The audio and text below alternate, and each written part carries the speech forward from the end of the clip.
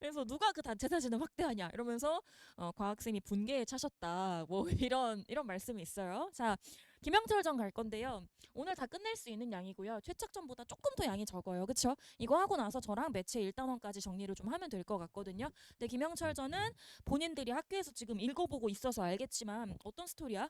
얘도 마찬가지로 최측전처럼 일단 전란이 기반이 되고요. 전란을 기반으로 한 다음에 거기서 또 뭐가 포인트가 되냐? 전란 때문에 가족의 이산이 포인트가 되고 그리고 나서 이 김영철전에서 최척전보다 조금 더 부각이 되는 건 군역의 고통? 몇 번을 끌려가는지 몰라. 그치? 우리는 그런 걸 종군이란 단어로 표현하잖아. 군역의 고통이 조금 더 상세하게 묘사가 되고 있다. 그거로 좀 생각을 해보시면 될 것 같다.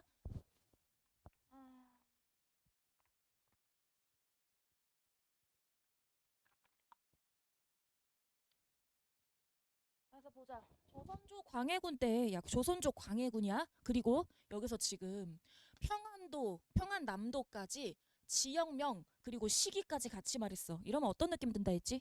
최척전에서도 말했는데. 최척전에서도 말했는데. 그치? 사실성 확보라고 했지. 이러면 사실성 확보의 측면에서 읽었을 때 진짜 뭔가 있었던 전설을 읽는 것 같잖아. 민담을 읽는 것 같잖아. 그쵸? 여기서 이렇게 구체적인 지명, 무엇까지 보여줍니까? 시기까지 같이 보여주죠. 중종리 이렇게 돼 있으면 정말 소설이 아니라 그냥 어디 전해져 내려오는 우리 썰 듣고 있는 건가? 이런 생각이 들거든요. 김영철이란 이가 살고 있었어. 영철의 집안은요 되도록 무인. 어려서부터 그래서 말타기를 좋아하고 활을 잘 쏜다. 야, 궁술에 능하다는 거 누구도 그랬니? 그치. 그러면은 궁술에 능하다는 거는 이런 디테일은 좀 기억해주면 좋아. 어려서부터 말타기를 좋아하고 활을 잘 쏜다. 공통점이에요. 그래서 영유연에 무학이 되었다. 그때 중국 만주에서는요, 여진족이 명나라가 쇠약해진 틈을 타 세력을 모아 후금이라는 나라를 세워 명나라를 공격하고나 였다. 그러니까 이게 우리 입장에선 다 하나의 중국인데요. 지금은 이게 다 중국의 역사니까. 근데 원래 기본적으로 중국의 역사 자체가 우리가 중국을 야, 형님의 나라라고 모신 나라는 어디야? 원래 명나라예요. 그리고 명나라고요. 청나라 같은 경우는 소위 말하는 오랑캐 있죠. 그러니까 그런 말을 하지. 예, 예전 할아버지들이 쓰시던 욕인데 떼놈이란 말 알아, 얘들아? 떼놈들. 그러니까 지금은 너네는 중국 사람들을 뭐라고 비하해? 니네 짱깨라고 비하하잖아. 짱깨 이전에 떼놈이란 말이 있었거든.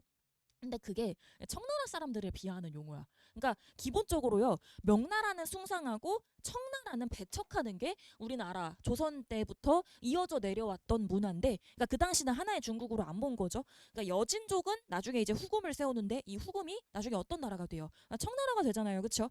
그러니까 명나라를 공격하곤 했대. 그런데 그들의 힘이 만만치 않아서 명나라는 크게 골치를 앓고 있었다. 나중에 명나라가 망하고 청나라로 통일이 되죠. 근데 이에 명나라는 1618년 여진족을 토벌하려고 크게 군대를 일으켰는데 조선에서도 군대를 냅니다. 이런 걸 구원병이라고 해요. 그렇죠? 조선에서도 구원병을 보내요. 그래서 여진족을 치는 일을 도와달라고 했어. 조선은요 임진왜란이 끝난 뒤 국력이 채 회복되지 않은 상태인지라 그러니까 시기상으로 봤을 때 최척전 다음 시기라고 생각을 하시면 되겠네요. 그렇죠? 겹치는 비슷한 그 조정 내에서도 군대 보내는 일의 명분과 실리를 견주면서 의견이 굉장히 분분했지만 임진왜란 때 명나라가 조선을 도와준 게 맞잖아. 그래서 명예 요청을 받아들여야 한다. 야 그러면 우리가 이런 걸 좀 어려운 용어로 뭐라고 하냐면은 학교쌤 이런 거 혹시 언급하셨나? 숭명 반청사상이라고 해요. 그러니까 명나라를 숭상하고요. 청나라를 배척한다고요. 숭명반청. 이거는 역사 용어예요. 그래서 근데 이제 이거에 대해서도 야, 청나라가 저렇게 강한데 대놓고 청나라를 배척하면 조선의 어떤 안위가 위험해지지 않겠는가라는 그런 실리를 따져서 반대하는 사람도 있었지만 기본적으로 조선의 포지션은 숭명반청이었는데 광해군이 잘했다고 평가를 받음과 동시에 야 이거는 너무 가운데서 줄타기를 한 거 아니야라고 평가를 받는 게 광해군의 무슨 외교야?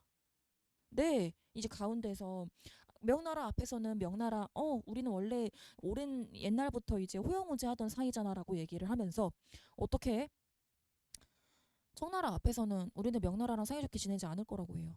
그렇죠. 그러니까 그렇게 줄타기를 했었는데 원래 약소국은 그렇게 해야 되는 게 맞는데 근데 그 당시에 광해군을 끌어내리고 나서 그 당시에 여론은 조선의 여론은 어땠다? 광해군이 잘못했다. 이런 여론을 좀 가졌었단 말이야. 아무튼간에 각설하고요. 이에 조정에서는 강홍립을 어떻게 합니까? 도원소로 김경서를 부장으로 삼아요. 그러니까 여기 지금 다 실존 인물이에요. 실제로 존재했던 장수들의 이름이에요. 그러니까 정말 내가 소설이 아니라 전해져 내려오는 썰을 읽는 것 같다. 그런 소리지. 준영아, 너 귀에 보청기 끼냐? 그럼 뭐냐 근데 반대쪽? 아니 죽을라고 저게 진짜. 아니 보청기인 줄 알았잖아. 야, 한번 전쟁이 그래서 2만 명의 공사를 파병하도록 했어요. 한번 전쟁이 일어나면 많은 병사가 죽거나 다쳐 다시는 집으로 돌아오지 못했어. 이미 임진왜란의 고통을 여실히 겪었는데 또다시 전쟁의 여파에 휘말리게 되자 당연히 온 나라 사람들은 근심이 이만저만이 아니겠죠. 영철의 집안에서는 영철뿐만 아니라 영철의 작은아버지 김영화까지 징집이 되어서 초상집이죠 이러면. 이들은 좌영장 김응하의 부대에 편성되어 선봉군이 뭐야? 앞에 선발대로 나가는 거 그렇죠. 이때 영철의 나이 19이었는데 아직 장가를 들지 못했어요. 그러니까 아직 장가를 들지 못한 게 왜 중요하냐면요. 잘못하면 여기서 죽으면 대가 끊기잖아요. 이 시대에는 아들이 대를 잇는 시대인데 게다가 아버지 여관, 영철 모두 형제가 없는 독자예요. 그래서 군대가 출발하기 앞서서 영철 할아버지 김영가는 울면서 손자 영철에게 말합니다. 영아, 네가 돌아오지 않으면 우리 집 대가 끊긴다. 너 살아 돌아와야 된다. 그래서 꼭 살아 돌아오겠다고 다짐을 하지. 1618년 8월 조선의 군사가 장성으로 집결을 하고요. 명나라 군사는 요동으로 집결합니다. 명나라 장수 요동경락 양호는 만주 지방은 추우니까 남쪽 지방에서 이 겨울을 견디기 힘들 거다. 그러니까 여기서 진을 치고 기다렸다가 봄을 기다려서 공격하게 해달라. 황제가 그걸 오키해요. 그래서 이듬해 봄이 되잖아요. 그럼 사실 여기서 내가 최측전에서 얘기한 거랑 흡사하지 않아 얘들아? 사건 전개 속도가 어때? 굉장히 빨라. 김영철 전도요. 우리가 이 소설을 읽으면서 일단 김영철이 조선으로 다시 돌아오기까지 14년이 걸리잖아. 그 14년의 세월을 보여줘. 게다가 김영철이 86세의 나이로 죽을 때까지 또 26년을 확 그냥 건너뛰잖아. 이럴 때는 고전 소설답게 사건 전개 속도가 굉장히 빠르구나라고 정리를 하시면 된다는 거. 이듬해 봄이 되어 날이 풀리자 강홍립은 군대를 이끌고 압록강을 건너 경마전에서 명나라 군대와 합세했어. 조명연합군은요. 우무령을 넘어 여진족의 성과 요새 10여 곳을 격파하고 승세를 타고 전진합니다. 명나라 군대가 제일 앞에 서고 조선 군대 좌영, 중영 각각 그 뒤를 잇고 우영은 맨 뒤에서 행군했다고 하지. 전열을 재정비한 후 후금 군대는 수만 명을 거느리고 조명연합군에 맞서 싸워 후금왕 누르하치가 실존 인물이에요. 그의 아들 귀영가를 선봉장으로 세워 조명연합군을 공격하니 선봉에 섰던 명나라 군대가 크게 패하여 거의 전멸했어요. 다 죽었어요. 그래서 선두에 섰던 조선 군대의 좌영 또한 공격을 받고 형세가 몹시 위급하니 좌영장 김응하가 급히 도원수 강홍립에게 사자를 보내어 신하 구원병을 보내달라고 요청을 했어. 근데 잘 봐. 강홍립이 움직이지 않고 가만히 지켜봐. 김경서가 홀로 나가 싸우다 돌아와서 강홍립에게 말하죠. 장군, 적들이 지금 어찌나 피곤해하는지 다 졸고 있다. 지금 공격하면 없앨 수 있다. 그랬더니 강홍립이 주머니에서 밀지를 꺼내요. 이거 학교에서 밀지 무슨 내용인지 설명해 주셨어요? 설명 안 해주셨어요? 그러니까 실존 역사, 이게 실제 역사에서 비롯된 건데요. 광해군이 강홍립에게 밀지를 썼어. 전쟁터 나가기 전에 어떻게 해라? 후금에 일단 투항해라. 근데 진짜로 투항하는 게 아니라 가짜로 투항해라. 투항하는 척 해라라고 실제 있던 역사예요. 광해군이 선봉장 강홍립에게 전쟁터 나가기 전에 밀지를 줍니다. 그래서 이걸로 인해서 얘들아 무엇이 성립이 되는 거냐면 광해군의 중립 외교가 성사가 되는 거야. 강홍립이 광해군의 중립 외교에 역사적으로 굉장히 중요한 역할을 했어요. 그러니까 지금 후금을 안 치는 거예요. 야 지금 후금 병사들이 준서야 집중하고 있지? 되게 기대가지고 저기 뭐야 혼자 못 입은데 정신 차려. 여기 보면은 당연히 지금 졸고 있으니까 지금 쳐야 되는 게 맞거든요. 근데 안 쳐요. 왜냐면 이미 광해군이 전쟁터 나가기 전에 밀지를 보낸 상태고 이거는 소설의 내용이 아니라 실제 역사가 그런 내용이에요. 실제 역사가 그래요. 그래서 후금에 거짓투항해라. 거짓투항한 그러니까 지는 척해라. 그리고 나서 후금에 가서는 야 우리 사이좋게 지내자라고 얘기하고 명나라에 가서는 패한 척해라. 그래서 가운데에서 이렇게 줄타기를 하는 중립 외교를 펼쳤던 게 광해군이다. 그래서 김경서한테 보여줘. 근데 그걸 보니까 김경서는 그런 내용을 보니까 사기가 꺾이겠지. 그래서 결국에 김영하가 전사합니다. 사실 원래 역사적 순서로는요. 김응하가 밀지 때문에 전사를 한 건 아니에요. 그냥 수세가 몰려서 전사를 한 거죠. 근데 이 소설상 내용으로는 이제 그런 것 때문에 전사를 한 것처럼 나오죠. 얼마 안 있어 강홍립과 김경선은 남은 군사를 이끌고 적들에게 항복하였다. 후금의 장수가 크게 기뻐하여 다음날 포로가 된 군사들을 점검하기로 했어. 투항한 조선 군사 중에는요. 임진왜란 때 항복했다가 연합군으로 출병한 외병 일본인 300명도 포함되어 있었대. 이들은요. 강홍립의 뜻에 따르지 않고 적장을 죽이고 조선으로 돌아가려는 모의를 꾸미고 있었는데 이를 시작하기도 전에 그날 밤 그 거사 계획이 탄로가 나 모두 죽임을 당했대요. 그리고 이를 본 조선 병사들은 몹시 붕괴했겠죠. 후금의 군대는 조선인 포로들이 난리를 일으킬까 두려워해서 모두 죽이려는 마음도 먹었어. 그냥 아예 씨를 말려버리려는 거지. 근데 마침 조선의 한 장교가 전투에서 후금 군사의 머리를 베어 감추어 둔 것이 있었는데 이러면 후금 병사들의 여론이 더 안 좋겠죠. 그래서 크게 화가 난 누르하치는 조선 군사들을 모아놓고 풍채가 좋고 좋은 옷 입은 사람들 400명을 가려내. 그래서 따로 세워놓습니다. 그리고 나서 이야기를 하지. 야, 풍채도 좋네. 잘 먹고 잘 살았겠네. 옷도 잘 입었네. 양반이거나 장교겠네. 야, 살려둬봤자 위험해 죽여. 원래 전쟁 그 삼국지 같은 거 좋아하는 사람 있나?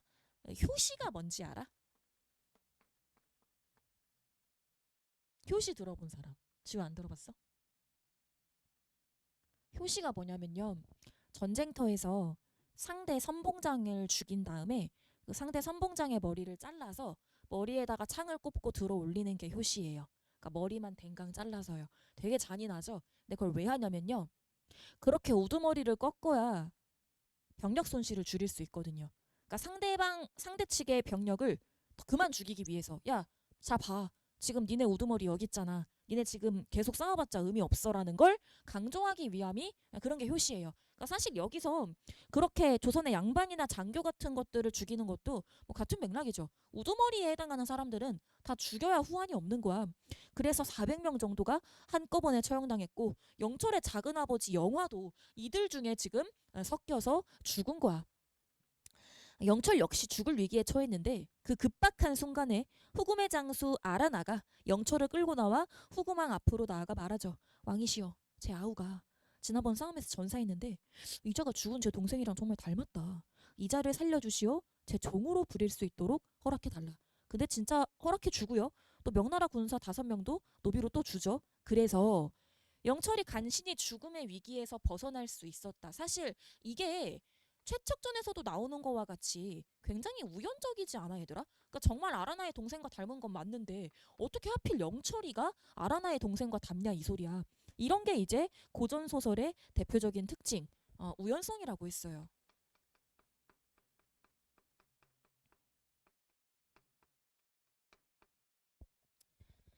그리고 내용상으로 정리를 해봤을 때 이제 이게 뭐에 해당한다? 첫 번째입니다. 쌤 뭐에 첫 번째에 해당해요? 아라나가 영철한테 은혜를 베풀잖아. 근데 아라나가 영철에게 베푸는 은혜 3가지 중에서 첫 번째에 지금 해당합니다. 살려줬잖아요. 죽을 뻔한 거 너 내 동생이랑 닮았어. 그러니까 나 줘. 황제한테 살려달라고 요청을 하죠. 전쟁을 마치고 오타예요. 아라나가 영철을 데리고 고향으로 돌아가니 그 집안 사람들이 영철을 보고 크게 놀라며 죽은 동생이 다시 그 정도로 닮은 거야. 정말 닮은 거지. 그래서 같이 종으로 끌려간 명나라 사람 중에 전윤현이라는 자가 있었는데 중국 남쪽의 등주 지방 사람이었대. 전윤현은요 얼마나 지혜롭고 총명하든지 같이 있던 사람들이 전백총이라고 부를 정도였다고 해. 영철은 전윤현과 함께 새벽부터 밤까지 마구간 일을 했는데 할아버지와 약속이 생각날 때면 눈물이 절로 나왔다. 반년. 속도가 진짜 빠르죠. 그 귀칼 주인공 이름이 탄지로인가? 내가 지금 6화까지 봤다 했잖아. 근데 좀 중간에 웃겼던 게 그 동생 자고 있는 동안 그 훈련받는 기간이 너무 길더라고. 그러니까 이렇게 빨리 지나가. 내가 귀카를 보면서 지금 두 가지 생각을 하는 게 왜 이렇게 혼잣말을 많이 하지? 그러니까 화면 정지돼 있는 상태로 입만 움직여. 계속 혼잣말을 해.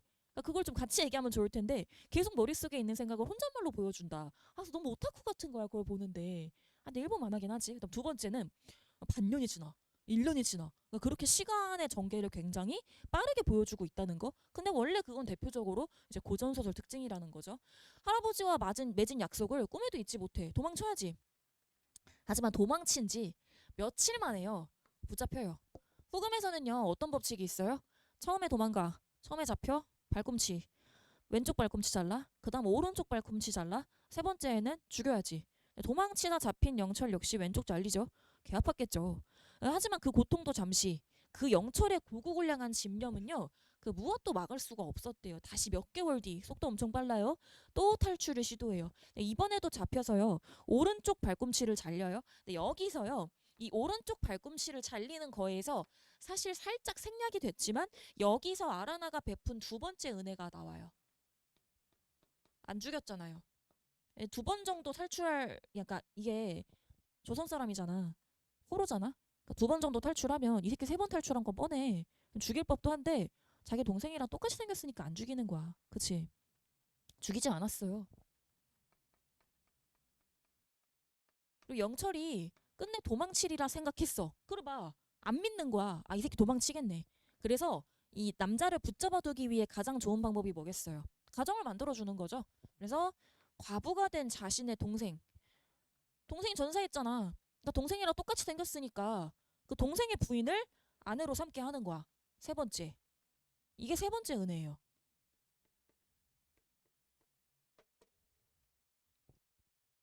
남동생의 부인한테 뭐라고 부르는지 아세요? 남동생 있는 사람. 아, 너는 형이 있지? 남동생 있는 사람. 남동생의 동생 부인한테 나중에 뭐라고 불러야 돼요? 재수씨라고 해야 돼요. 어이자예요. 그리고 나보다 형인 사람의 아내한테는 형수님이라고 하는 게 맞고요. 형수님, 재수씨 이렇게 나뉘거든요. 그러니까 자기 재수씨랑 결혼을 시킨 거예요. 자기 동생이 죽었으니까. 근데 이게 좀 이상하다고 생각이 들 수 있는데 그 당시에는 한 번 시집을 와서 우리 집안 여자가 됐으면 책임을 져야 되는 게 원칙이었어. 예, 심하게는 자기 동생이 죽잖아? 그럼 그 부인을 그냥 아라나가 거둘 수도 있는 거야. 근데 그렇게는 안 하고 누구랑 결혼을 시켰다? 영철이랑 결혼을 시켰다. 그래서 뒤에 내용 보면 알겠지만 건주 집안의 살림을 싹 맡겨요. 그럼 세 가지 은혜를 베푼 거야. 뒤에서 아라나가 얘기하지. 야, 내가 너한테 세 가지 은혜를 베풀었는데, 내가 너 처음에 포로로 잡혔을 때 너 안 죽이지 않았냐? 게다가 또 계속 도망칠 때도 너 안 죽이지 않았냐? 게다가 세 번째, 너 죽이지도 않고 내가 내 동생의 부인이랑 결혼해서 내 건주 집안의 살림까지 다 맡겼는데 네가 어떻게 날 그렇게 배신해? 라고 이야기를 하기 때문에 서술형으로요. 은혜 세 가지가 무엇인지 적으라고 할 수 있거든요. 게다가 소설 전문을 주지 않은 채로 내용을 이미 알고 있을 테니까 은혜 세 가지 적어라고 할 수 있기 때문에 내용 정리하실 수 있어야 돼요. 네, 붙잡아 두기 위해 아내로 삼게 하죠. 그러니까 이게 이제 첫 번째 결혼이에요.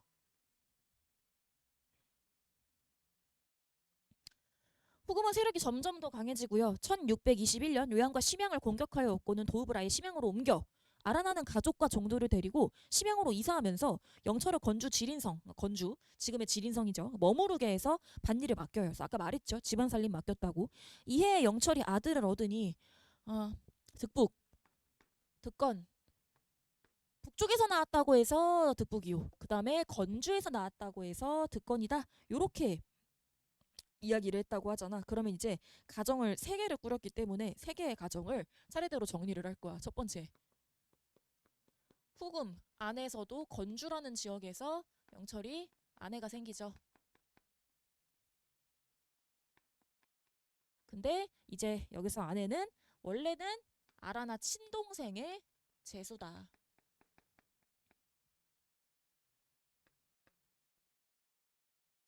첫 번째 아들이 득북이. 근데 이름을 너무 막 짓지 않았어? 니네 이름이 득북이라고 생각해봐. 득건이라고 생각해봐. 엄마한테 약간 응팔이랑 비슷하지. 왜 내 이름만 성덕선이야? 이렇게 되는 거지. 자, 계속 볼게요. 북쪽에서 나왔다 해서 득북, 득건. 세월이 또 흘러. 1625년이에요. 속도가 계속 빨라요. 이제 아라나가 영철에게 말 3마리를 주고요. 전유년 등 2사람을 붙여서 건주의 강가로 가서 기르게 합니다. 아라나가 영철에게 말해요. 이 말 잘 먹여.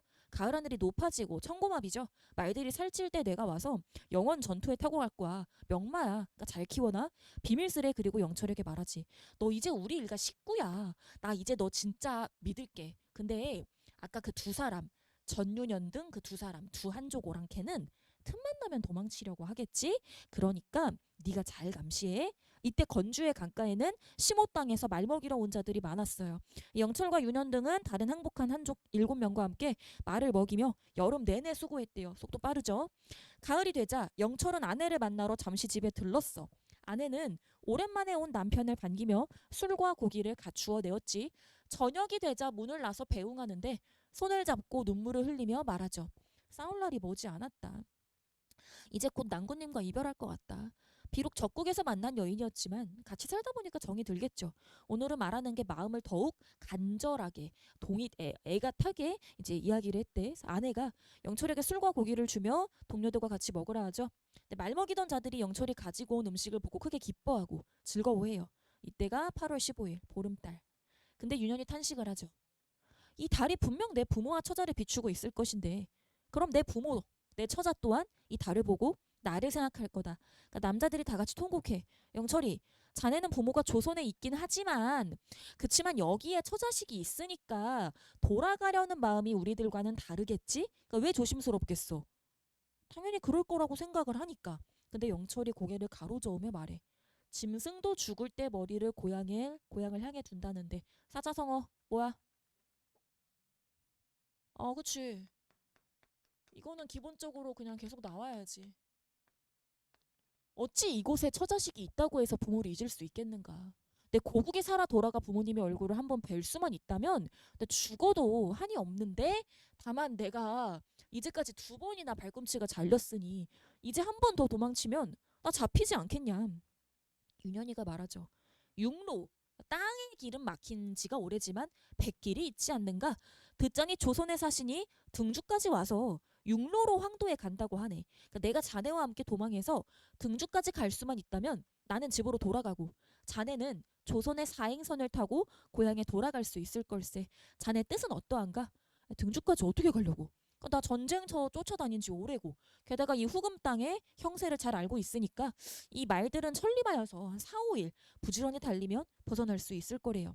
무리가 모두 뛸 듯이 기뻐하는데요. 당연히 처자식 때문에 머뭇거리는 일이 있을까 걱정을 해서 기색을 살피죠. 내게 여동생이 둘이 있는데 모두들 아리답다고 하지. 등주로 돌아가면 내 누이 동생 자네에게 시집 보내겠네. 큰 누이가 갔으면 작은 누이라도 보내겠네. 야, 근데 이게 회유하는 수단이라는 게 좀 어이가 없지 않아? 또 실제로 약간 또 이거에 회유가 돼요 또. 내가 김영철 전이 원래 이거 말고도 되게 유명해요. 영화화가 되기도 했고요. 책으로도 길게 나왔는데 약간 좀 킹받는 거야. 아니 아무리 적국의 여인이라고 해도 부인이 생겼어. 게다가 자식이 2명이 있어. 근데 새 가정 꾸리게 해주겠다고 해서 처자식 여기에 두고 가는 게 맞아? 같이 데리고 가든가. 보통 같이 데리고 가지 않아요? 내가 물론 같이 데리고 가면 들키겠죠. 망하겠죠. 못 가겠죠. 그래서 그런데 그러니까 혼자 이동하는 게 맞긴 하겠지만 그치만 이게 이런 점에서 이제 수행에서 이런 점을 찝은 분이 있었죠. 누구였지? 수행에서 이거 찝었던 사람이 나한테 첨삭 받았을 때 주원이었나? 누구였지? 시원이었나? 이 내용 찝었던 사람 누구였죠? 준영이었나? 이게 최척 같은 경우는 어때?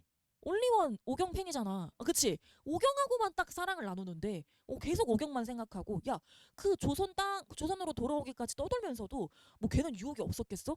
다른 여자를 안 본단 말이야? 근데 얘는 가정을 3번이나 꾸려. 아들이 총 몇 명이야 그래서. 이게 뭐 하는 짓이야 이게 지금. 무슨 동물의 왕국도 아니고 이게 지금 뭐 하는 짓이야. 그냥 자기의 자손만 뿌리고 다니는 거잖아. 그래서 약간 이런 게 좀 근데 또 여기서 인물들이 이상하게 보지 않죠. 왜? 효라는 가치관이 너무 중요해서 심지어 나중에 전유녀는 2번째 부인 자기 동생을 버리고 떠났는데도 대단하다. 화를 안 내. 우리 영철이는 역시 효성이 너무 깊어. 다들 대가리에 총 맞았죠. 아니 중요하긴 한데 부인을 버릴 정도인가? 자네한테 시집 보내겠대. 잠시 생각해. 무언가를 결심해. 그래서 손가락을 깨물어 피를 내어 술에 섞는다. 우리가 이런 거를 뭐라고 하냐면요. 혈맹이라고 해요. 혈맹이요. 그러니까 피를 내어서 피로써 만든 명세 맹세예요. 그런 관계를 혈맹이라고 해요. 술을 남아 마신 뒤 일행은 달에 절하고 굳게 맹세를 해. 도망치자. 나머지 사람들도 그 뜻을 같이 하기로 하니까 모두 10사람이야.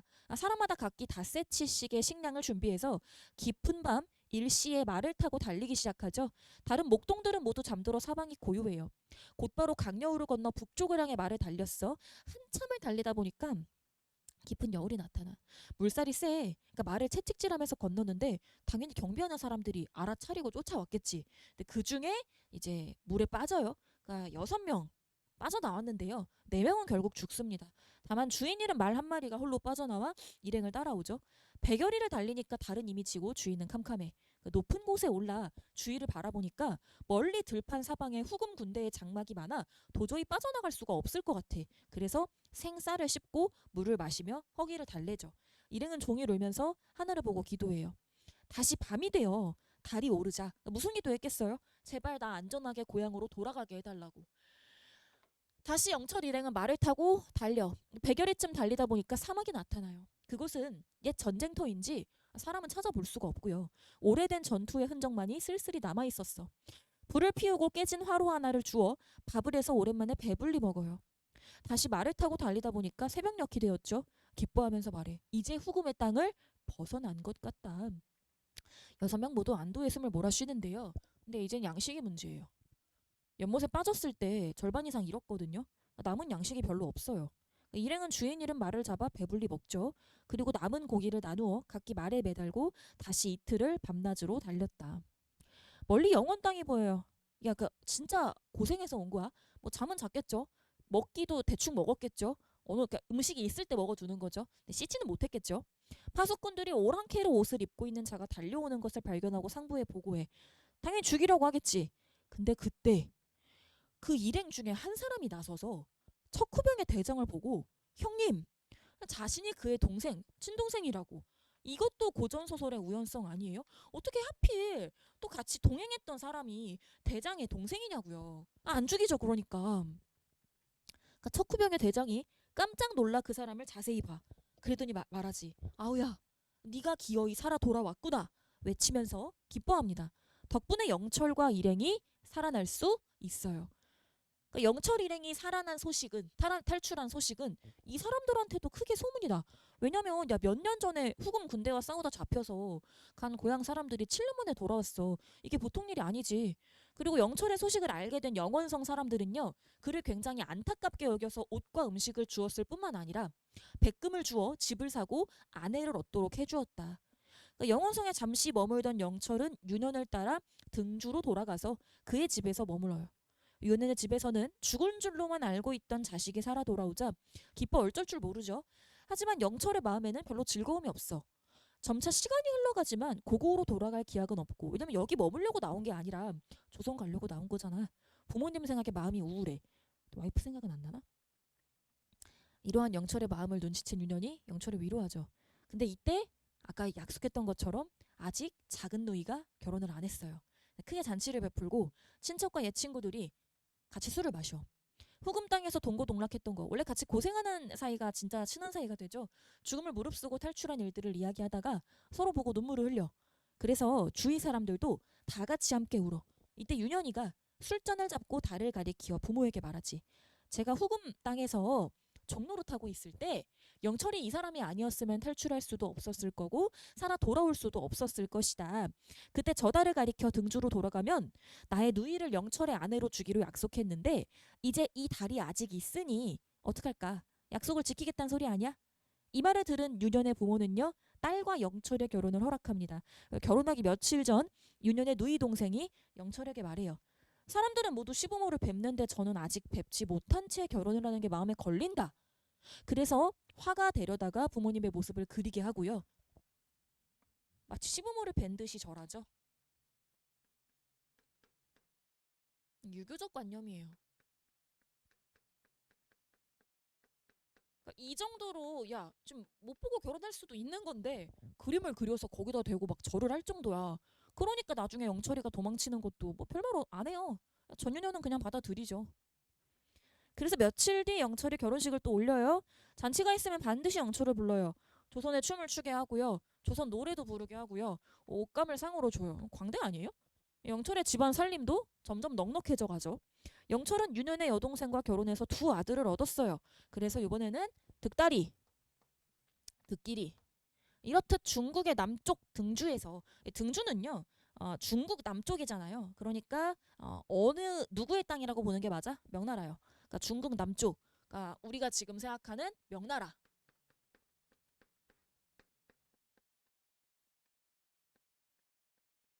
명나라라고 생각을 하시면 돼요. 두 번째 부인이 생겨.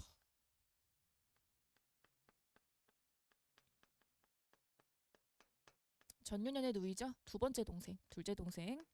그래서 다시 여기서도 득다리, 득길이. 아직 한 번의 가정이 더 남았잖아요. 그쵸? 조선에서 이군수의 딸과 다시 결혼을 할 테니까. 미친 것 같아. 그럼 조선에 와서는 결혼을 왜 하지?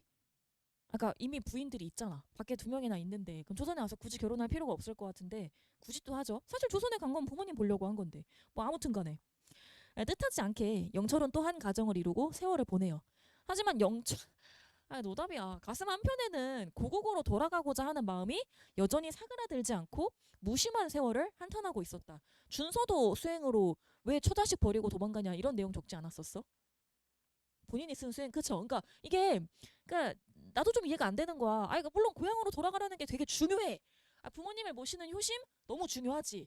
근데 이제 이미 와이프랑 자식이 있는데 그 아빠와 남편으로서의 어떤 그런 역할은 너무 등한시한 게 아닌가. 이제 1630년이에요. 등주에 정착한 지 오타 등주에 정착한 지 또 5년이 흘렀어요. 그해 10월이요. 조선의 진화사 선박이 북경 수도로 가기 위해 등주에 머물러요. 뱃사공 중에 이현생. 근데 영철과 같은 고향 마을 사람이에요. 근데 영철은 조선의 사행선이 등주에 머물고 있다는 이야기를 듣고 혹시 무슨 소식이나 얻어들을까 해서 배를 찾아갔거든? 근데 보니까 낯이고 누구야? 옛 고향 친구 이현생이야. 아니 어떻게 옛 고향 친구 이현생이 딱 또 그 배에 타 있냐고. 그치? 그러니까 지금 여기서 우연성을 내가 총 3개를 정리했거든 얘들아. 첫 번째는 아라나의 동생이랑 닮았어. 두 번째는 뭐였어? 하필 같이 탈출한 사람들 중에 대장군의 동생이 있어.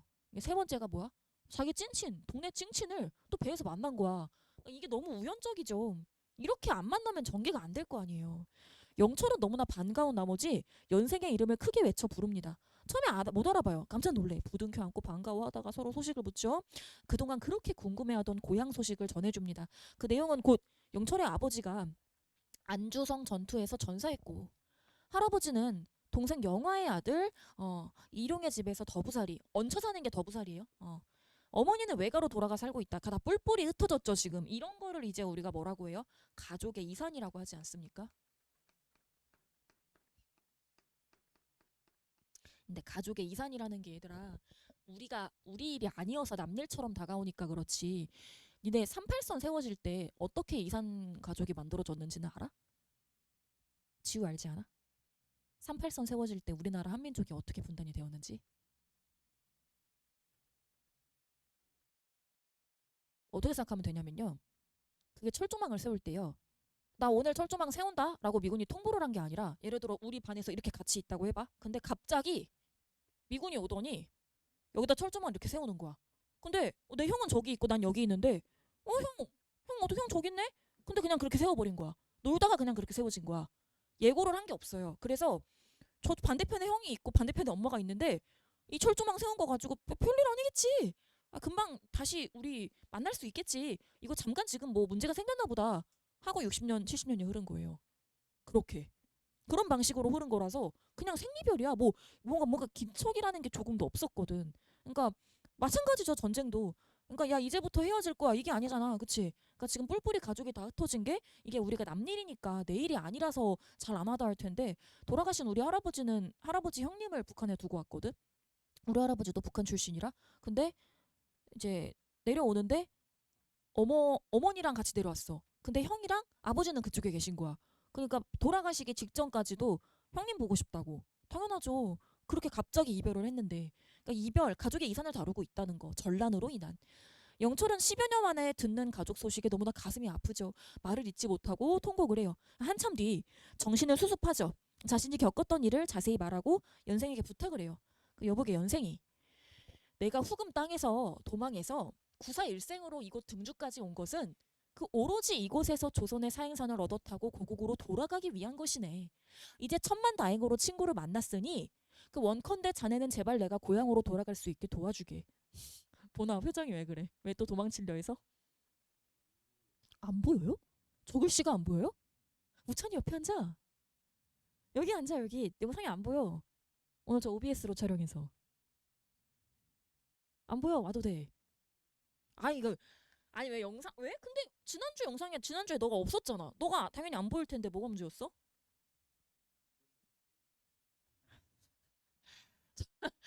OBS 있어서 오늘 안 나오니까요. 여기 앉으셔도 돼요. 나오는 게 중요해요? 남들이 본인 뒤통수 보고 본인인지 모를 텐데. 왜 웃어? 아 근데 두상이 나는 보통 두상을 보면 구분을 하긴 해. 애들 남자애들 머리 빡빡 민거 보면은 두상이 다 다르더라고. 우찬이랑 보니가 동시에 밀고 온 적 있었잖아. 두상이 완전 다르죠. 그 크리링은 딱 우찬이 머리에서만 나온다니까. 본인 보나 왜 이렇게 좋아해? 우찬이 그러니까 너는 크리링 두상은 아니야. 그러니까 이게 만들어지겠다. 아, 근데 이제 두 번째 부인 두고 이 새끼 또 도망칠 생각해. 아, 그러니까 나는 부모님을 보러 가는 거 좋은데 자꾸 도망친다는 생각밖에 안 드는 거야 읽으면서. 아, 나의 가치관을 주입하면 안 되는데. 이 현생은 영철의 이야기를 다 듣고 나서요. 조선의 사신 일행이 북경을 다녀온 뒤 돌아가는 배편을 태워주기로 약속을 해요. 연생을 만난 뒤 집으로 돌아오니까 남편 얼굴에 눈물 자국이 있는데 좀 이상하겠죠? 근데 이제 안 물어봐요. 다음에 봄 조선의 사신 일행이요 북경에서 황제를 뵙고요 등주로 돌아옵니다. 그동안 떠날 날을 목 빠지게 기다리던 영철은 이제 막상 배가 다음날 아침 조선을 향해 떠난다는 소식에 가슴이 떨리는 걸 주체할 수가 없거든요. 이날 밤 영철의 아내가 촛불을 밝히고 남편과 마주 앉아 이야기하는데 남편이 평상시와 달리 초조해하고 조바심을 내는 모습을 보며 불안감을 감출 수가 없어. 나는 이건 얘들아 여자의 직감이라고 생각했어. 아 진짜로 필이 딱 오는 거야. 나중에요 여친이요 뭔가를 본인들이 잘못한 거 혹은 구라친 걸 조지잖아요. 그러면 그냥 미안하다 하세요. 거기서 잡아떼고 오리발 내밀다가 걸리면 더 큰일 나는 거야. 그 보통 어머니랑도 경험하지 않아? 거짓말 하지 말라고 해서 끝까지 잡아뗐다가 발각되면 괘씸죄로 더 혼나잖아. 아, 그쎄게 있어. 내 친구들도 항상 얘기하는 건데 갑자기 남친 폰이 보고 싶었대. 원래 봐? 원래 안 본대.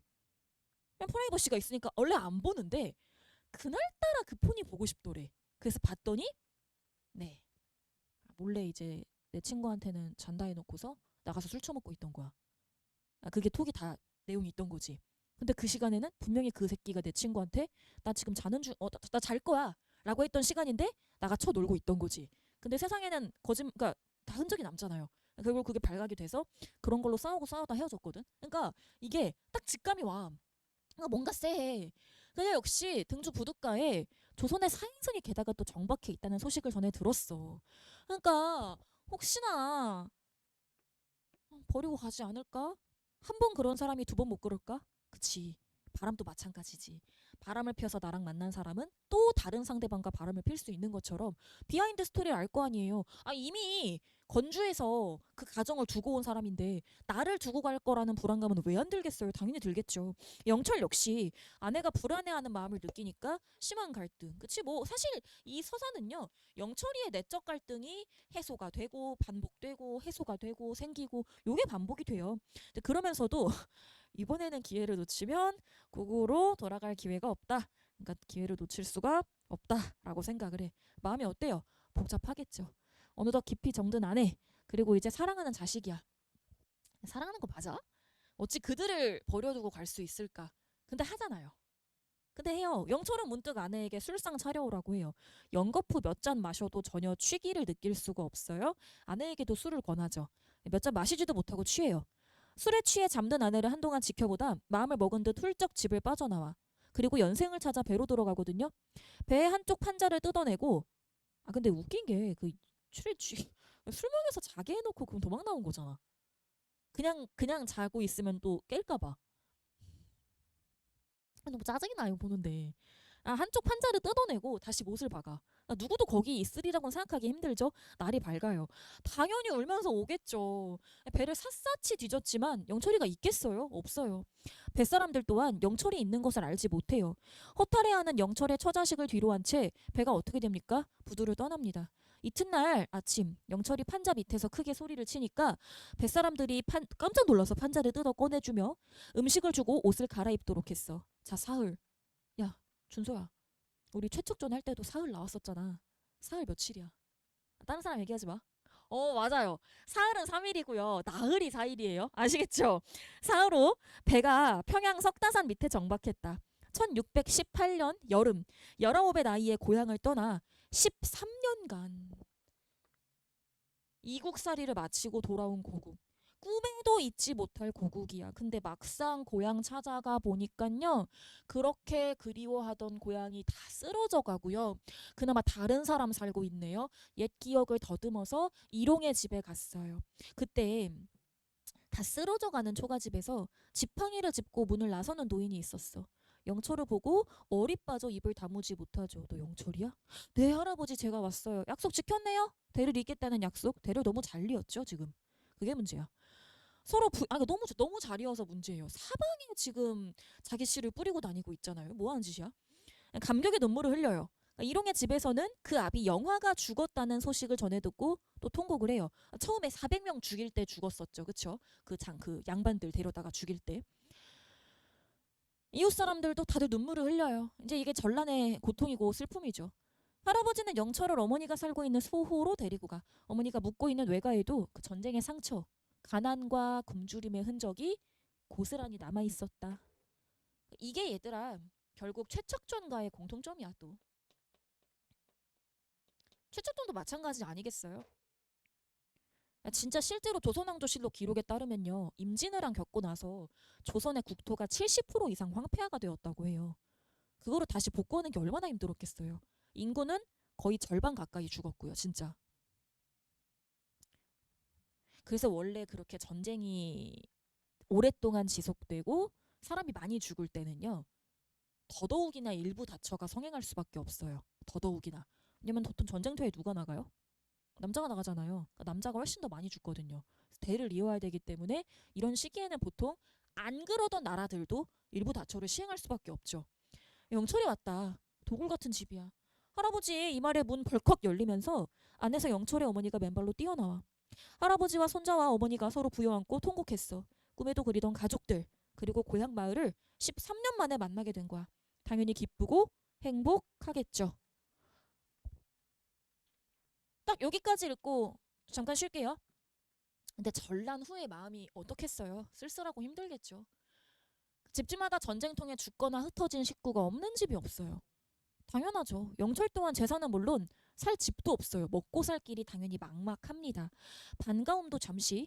영철의 어머니는 길바닥에 주저앉아 울어요. 살기가 막막하니까요. 그러니까 이제 제가 왔으니 걱정하지 말라고 위로하죠. 그러니까 이게 사실 얘들아 갈등의 구조로 봤을 때 외적 갈등 때문에 내적 갈등이 생긴 거 아니니? 갈등은 인과성을 지닐 수 있다라는 걸 생각을 해야 돼. 갈등은 따로 놀지 않아. 이게 무슨 말이냐면 잘 봐. 내가 밖에서 친구랑 싸우고 와서 엄마한테 짜증을 내. 그럼 외적 갈등 때문에 외적 갈등이 생긴 거야. 반대로 갈게. 아 내가 오늘 좀 몸이 아파. 내적 갈등. 그래서 그걸로 엄마한테 짜증을 내. 그럼 내적 갈등 때문에 외적 갈등이 생긴 거네. 그러니까 그런 식으로 갈등은 인과성을 가질 수 있고요. 지문이 심화가 되고 어려울 때 갈등이 인과성을 가질 수 있다는 걸 잘 생각하셔야 돼요. 이건 지금 그러면 야 무슨 내적 갈등이야? 인물대?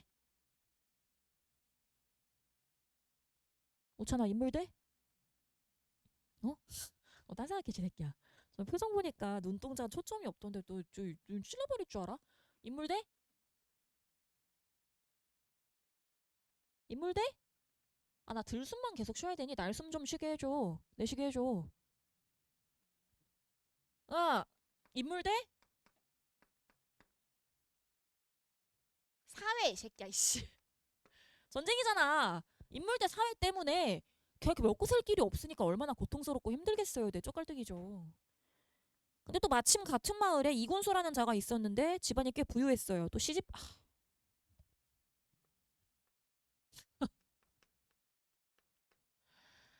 아,